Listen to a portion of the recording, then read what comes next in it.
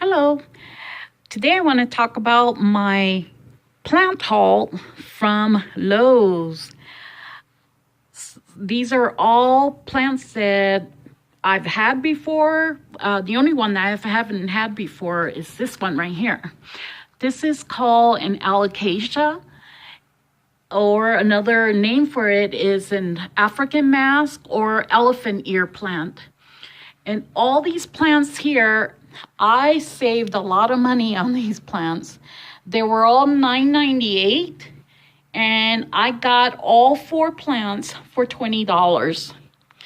This one right here has a couple broken leaves. There's one. This one's got a spot. This one is turning yellow, and this one was torn off. Oh, and this one right here has a little broken piece right there. And these 2 leaves that I just cut off. But for $9.98 to get 4 plants for $20 is quite a saving. And like I said, all you have to do is ask them to mark them down. Pretty much half the time they will. This is a beautiful plant. This grows indoor or outdoor. If you do have it indoor, it needs to be near a bright window. I keep them all on a south-facing window, so they do get a bright light. Plus, I also purchase a fluorescent light that I put on at night. I water it twice a week. It does like to have the soil partially moist. And again, I always use that moisture meter to let me know how wet the soil is. This one right here is a peace lily, and this one was all wilted. And that's one good thing about the peace lilies. When they need water, the leaves all pretty much droop down, and it looked dead. But all I did was get it home, cut off a couple dead leaves that it had, put some water in it, and as you can see, the leaves are already perking up. And I noticed right here is getting a flower. These put out 1 or 2 flowers. They're white. They almost look like a calla lily. So this is one good plant that also is really good for cleaning out the air, and is a very low light plant. And again, this one, the water, once the soil becomes dry, I dip my finger in it or else use the moisture meter. And if the soil feels dry, I'll water it. Or if you see if the leaves are drooping, it's a clear sign that it needs water. Over here, I purchased 2 spider plants. This one, when I first got it home, the leaves were more green, and I noticed now that it's getting more light, that I'm keeping it near a window. The leaves are starting to get that yellow variegation, but it's still greener than this one. Again, these 2 had a few broken leaves. Here's one, but it's not too bad.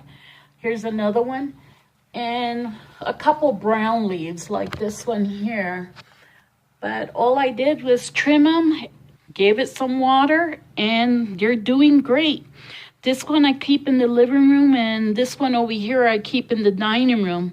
And I just noticed that it started flowering. So pretty soon, these little branches here are going to be these little white flowers, and they're going to produce little baby spider plants.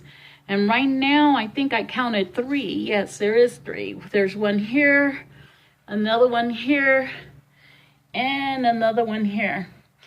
And out of these, once the little baby shoots come out, they'll have pretty much started roots on it. There's 2 ways that you could propagate this plant and get new spider plants from it.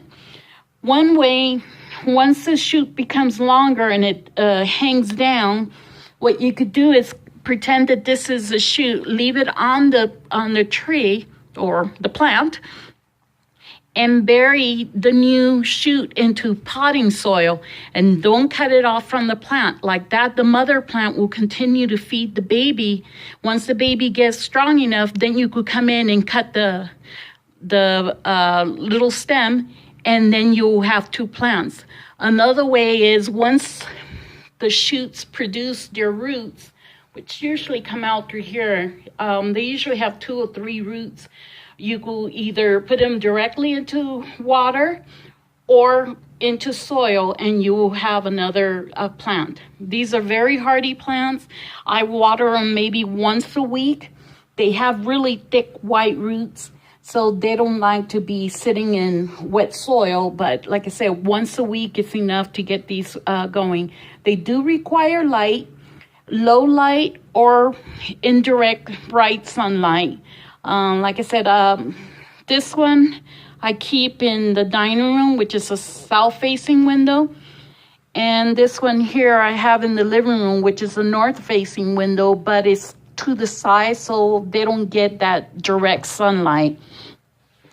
So I hope you enjoy this video of the plants that I picked up from Lowe's and save a lot of money on it. And like I said, all I did was ask them to mark it down, and they did. So 4 plants for $20, not bad. Well, I hope you like this. Hit the subscribe button and also the bell to get notification on the next time I plant, pick up some new plants and post them on the video. Have a good day.